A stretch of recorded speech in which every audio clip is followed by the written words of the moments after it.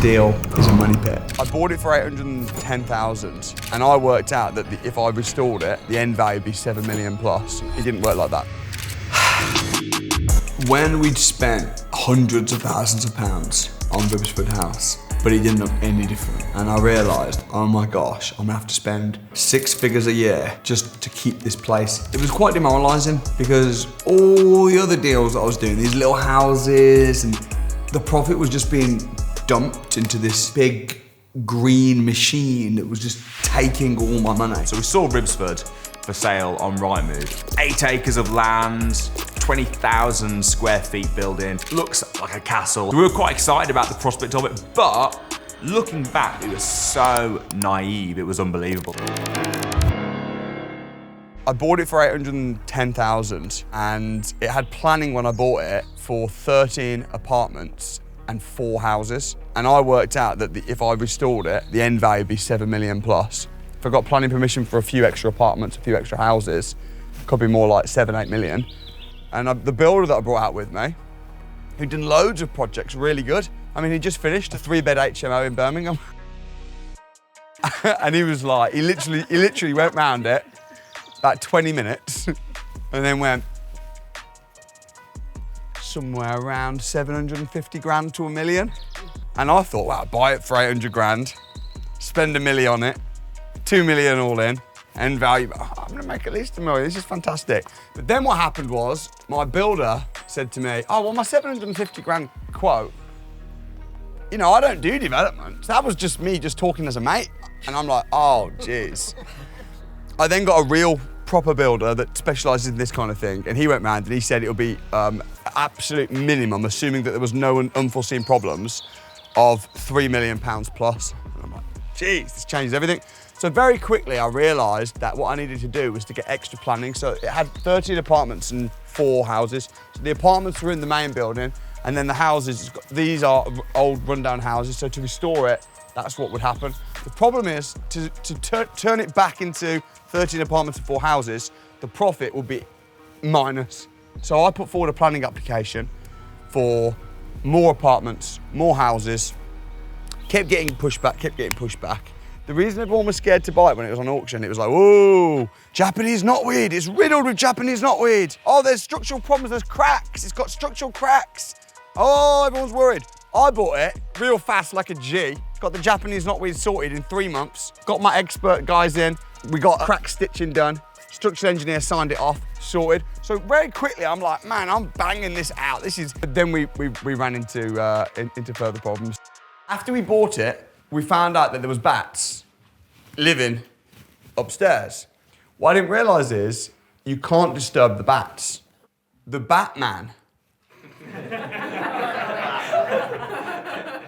told us that we needed to rehome the bats. So we had to build a hotbox upstairs at the top of the castle for the bats to be able to hang out, mate, do their thing, have fun, have a party, rent-free, forever. Literally, that delayed us over a year. Because it's like, the Batman said, we have to do a survey to see how many bats there are and what type of bats they are. And I'm like, okay, cool, how soon can you come and do the survey? He said, no, it's March. Next month, the bats are gonna wanna go up to the top of the roof and that, and I don't wanna disturb the bats. So we have to wait 9 months when they're back in the cellar, when I can go and check. As a young 27-year-old at the time, entrepreneur that was just like, yeah, bang it, do it. Different story. So even though it's frustrating, I do think it's helped me as an entrepreneur and as a businessman be probably more patient and more realistic. Because when you've dealt with a building like this, it's a grade 2 star listed, which is 1 step down from a palace. And everything is easy. I've been doing developments, ground up developments, land, all flip it, all kind, and it's just like, oh, there's no pats, brilliant, you know. It was a little bit embarrassing as well, because it was in the papers and stuff like, oh wow, young entrepreneur buys a castle, is gonna renovate it. And people were asking me like, every week, have you finished your castle yet? have you made your millions on the, how's the castle? And it's like, yeah. We bought that one first. The amount of deals that we've bought since and completed and built since completed, and that's still there ticking along in the background, is unbelievable. But we've learned so much from it because everything that possibly could go wrong or any obstacle or problem that could come up that you might face has hit us with Riversford House.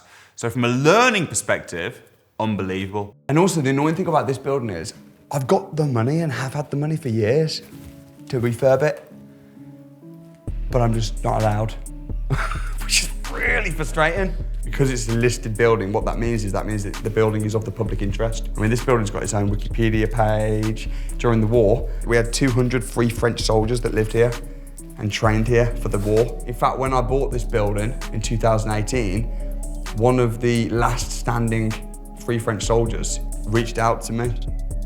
She sent me a handwritten letter, and he said, I saw the building going to rack and ruin and wearing down, and I'm so glad that you bought it, and I'm so glad that you're repairing it.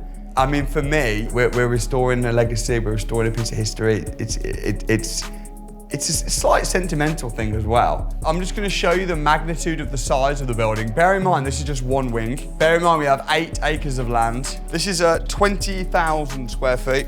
Also, when you look out the window, as far as your eyes can see, it's all part of the estate. If this went on Rate My Deal, I think it would come back with can't be rated. Even now, the levels of due diligence are impossible to do. Because how can you quote? Do you take this off? Plaster? Paint? What's behind? The investors that put money into this, by the way, after about 18 months, when I realised, oh my goodness, this is not quite what I thought, we paid the investors all their money back, gave 10% on top, because that's what you do, right? Reputation is more important than revenue. It's not a case of lack of vision, it's not a case of lack of finance, it's a case of lack of permission. And for someone that is your own boss, I want to do what I want. If you've got a listed building and it's protected, it's not my building. Everybody else has a say, which is fine. That's what I signed up for when I bought it. I could sell it tomorrow. Any offers?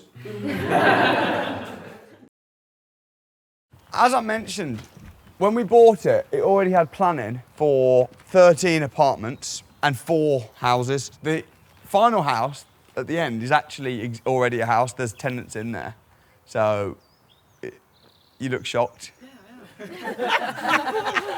Your tenants? Yeah, my tenants. No, when we bought it, there was people living in it. There was people living in that main room down there. There's people living in it.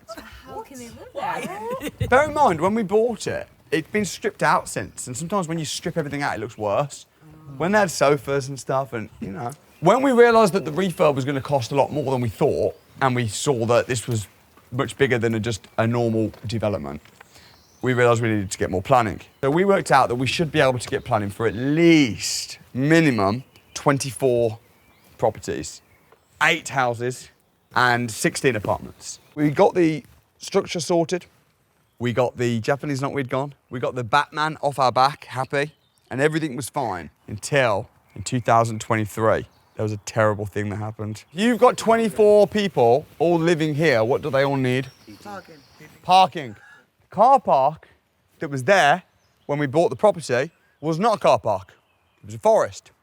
The seller, he got permission from the Forestry Commission to knock down the trees with the clause that he would replant the trees within 2 years. He knocked down the trees, he turned it into a car park to sell the building. He sold the building to some dum-dum, namely me. So when my planning consultant looked at the drawings and everything, my planning consultant was like, yes, we think you'll be okay, it should work, everything was fine. But then what happened was, I got an email from Forestry Commission in 2023, but it basically says in summary, there's a clause that was somewhere in your legal pack. If you didn't see it, not my problem, but you have to change the car park, turn it back into a forest, and you have to, by law, plant 300 trees where the car park was. So we had to plant 300 trees which then meant that the council said, well, we can't give you planning permission for these apartments and houses because you've got no car park. So you've got Forestry Commission saying one thing, English Heritage saying another, the council all with their own agendas, and then me in the middle trying to keep everybody happy but also trying to make a small profit. But really at this point giving up on everything apart from just wanting to finish the project but can't. Let me show you the old car park that's now a forest. We agreed to put the trees down Sunday the 15th of June, and then guess who was here 8:30 on the Monday? Forestry Commission to check that we'd done it. And they actually was shocked that we did. He said to Simon, he said, most developers wouldn't do it, but what can you do? Can't you just put the car park here? Why does the trees have to be here? We said, look, we've got 8 acres of land. We'll plant 300 trees. Geez, we'll plant 600. But can we do it at the back, please? No, has to be here. Why? Because that's what's in the agreement. That's what we agreed. I didn't agree it. I inherited that agreement from the 90-year-old tree surgeon man and it was a tiny one-liner within a 100-page document on a legal pack, but this is the reality of property development. Here's the thing where things are actually reasonable. We're often, as property developers, a bit selfish and look at it from our perspective. We want to do this, we want to make money. What's the problem? Why don't you just be reasonable? I'm helping the economy. The bottom line is, like, let's look at this house, for example. That person bought that house, and when they bought the house, there was trees, beautiful big trees, not quite as big as these trees, but probably 50 meters high. Then they buy the house, and then the owner of the castle, woof, turns it into a car park. They're obviously upset, but they know, look, there's a clause, 2 years, I've got to build the back. He then sells it. I inherit the problem. I don't know. I then think I can get planning permission for all these apartments and houses based on the fact that the parking's going to be here. Then I can't plant the trees elsewhere, can't put the car park elsewhere. I'm thinking, is the building worth us then? If we can't park to get to it? Have I just inherited a beautiful building that's completely commercially worthless? Anyway, welcome to our new forest. So I officially planted 300 trees. I think sometimes it's easy to say, oh, I know that. Lots of people will say, oh, I'd know not to have bought it. But you don't know something properly until you've lived it. But that was tough. You know, I was just in my 20s. And what it did do is it forced me to get better. Jim Rohn, who I've spent thousands of hours listening to, even as a kid, he said, don't wish for less problems, wish for more skills, and never wish that it was easier. Instead, wish that you were better. And I think through the struggle of that, not only did I learn loads on the site, but the fact that my cash flow was being taken, it forced me to have to get some more lucrative and bigger deals.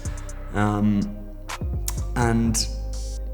all these years later, it's still a money pit, but we are where we are.